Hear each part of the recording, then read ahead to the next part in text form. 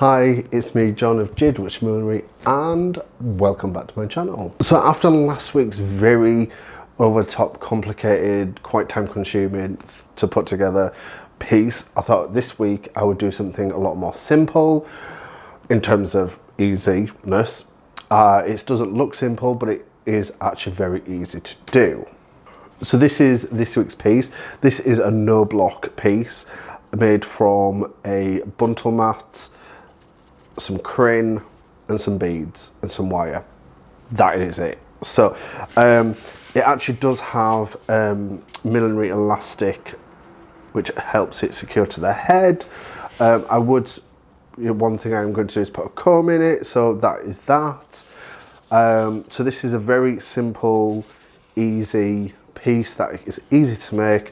All the timestamps for everything is listed right now and also in the description box below.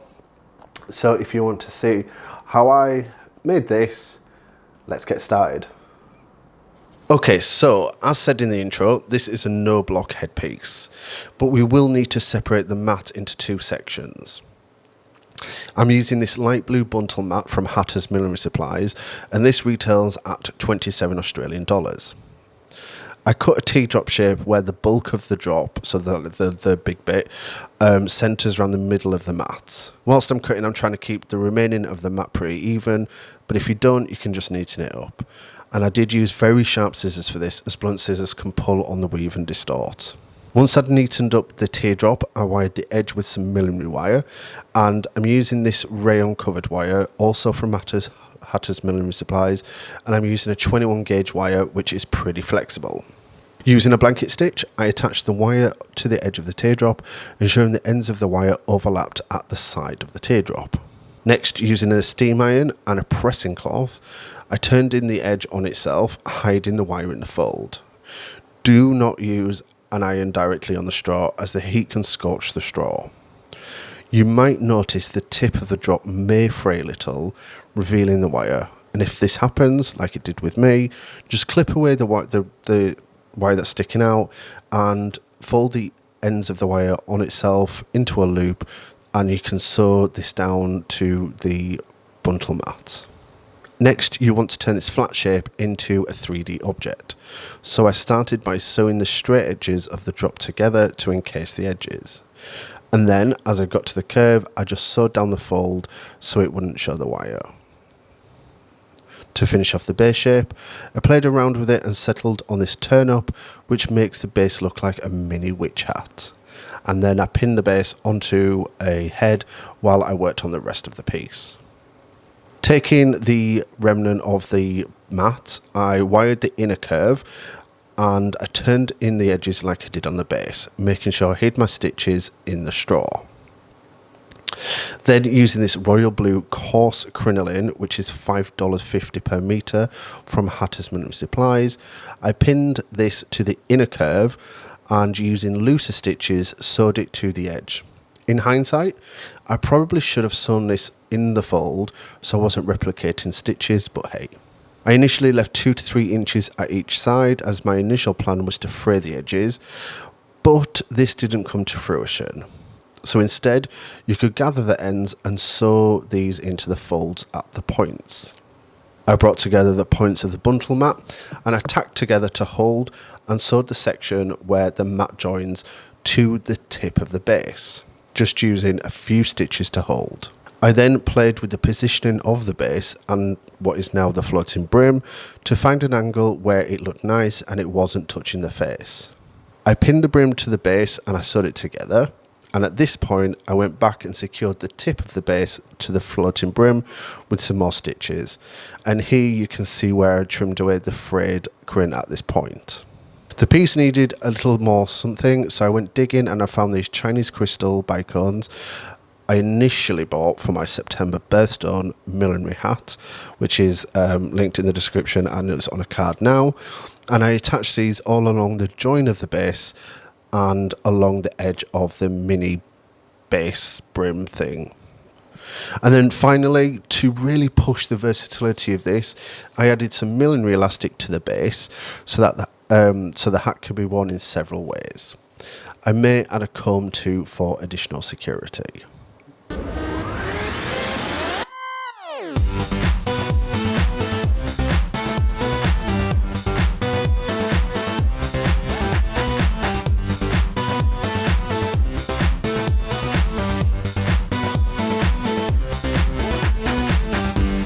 There you go. She's looking cute. Now, this went through various different ways of it being. I mean, it could, this crin here, you know, you could have it all the way down, which then changes the look of it. It is pinned in because obviously I don't have a comb. So you've got like the face covered. How I initially had it in the beginning of the video was just half of the brim up and half down, so it kind of covers the face a little but not too much. You can have it, you can just wear this like numerous different ways with all the brim up, so that just changes the dimension of that as well, so it's more like a saucer style. Lots of different ways to wear this, which makes it very, very versatile. So let me just put it back to how I like it, just like this. There we go. Massive thank you to my Patreon Reggie. Thank you very much for your continued support. It's very much appreciated. And for those of you that would like a shout out, want to join Patreon and get all the benefits that are listed with Patreon, link to everything is in the description box below as well. So last week's question of the week was, what was the very first hat that you ever made? And I have a couple of people that are, answered this question, so let's go to them now. There is Angelica, who said her first hat, I mean, it's in Italian and I did a Google Translate. Her first hat was a felt hat made on a salad bowl. If it works, it works. I would love to see pictures.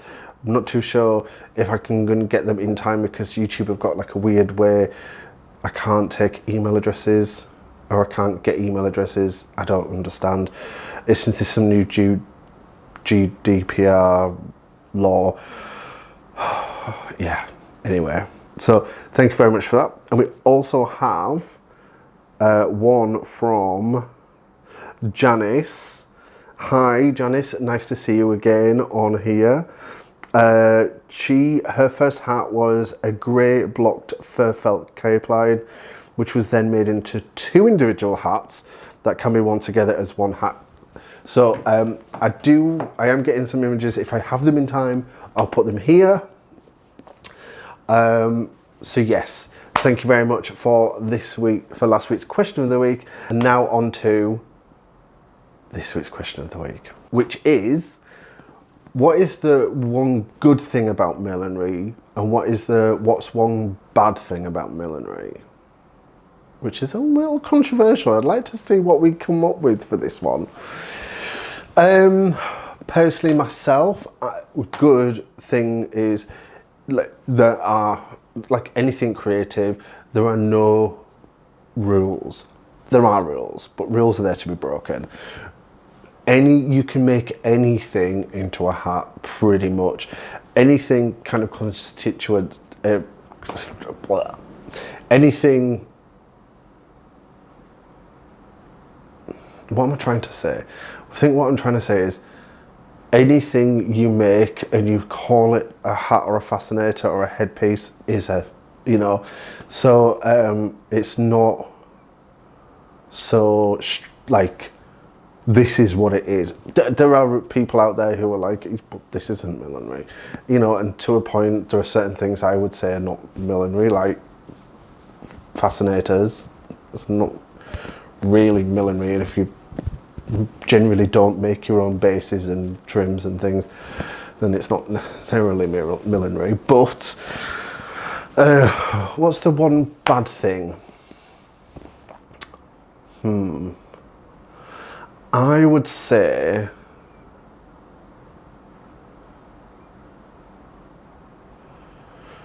what's the one bad thing? There's a couple of gatekeepers in the industry, and Yeah, I'm just going to leave it at that. There's a couple of gatekeepers. That's probably the one bad thing. That, and because I hand stitch, the way my hands feel after I have finished like sewing, because I'm not getting any younger, my palms start hurting when I've been sewing for a long time. But yeah, that would be what I would say. It would be the bad thing of millinery, bad side of millinery. Well, everything will be listed in the description box below that I've used, that I can get hold of. So look out for that. Next week I have another monochrome. So last week we had monochrome yellow. This week we have monochrome blue. Next week we have monochrome black and white. So, no, next week actually isn't monochrome black and white. That's the week after.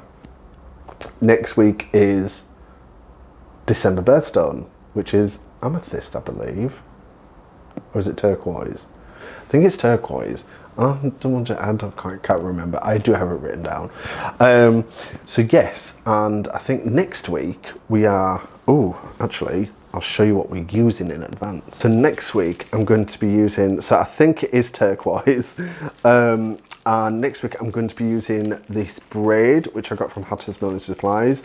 They have become my newest supplier of choice, only because I know I can get stuff very quickly and I can actually go to the shop and actually physically see things. So please don't think I am sort of biased against anybody or biased towards anybody, because it's not the case. It's just I like to see things. So we'll be using this in next week's video. I'm not fully sure what I'm going to do with this yet, but I think, yeah, I think I'm going to go down like maybe a bow. We'll see, we'll see. So yes, that's next week's video. But like always, thank you very much for watching. This week is a very quick video because I kind of want to get more videos done in the lead up to Christmas. And yes, so that's why these videos are going to be a little bit more shorter than usual. Don't forget, I have merch. Well, it's 0.5 launch. That is linked in the description box below as well. Thank you to everybody that has purchased already. It means a lot. So if you want to see what I have, then it's all in the description box down there. And until next week, thank you very much. I'll see you later, and bye.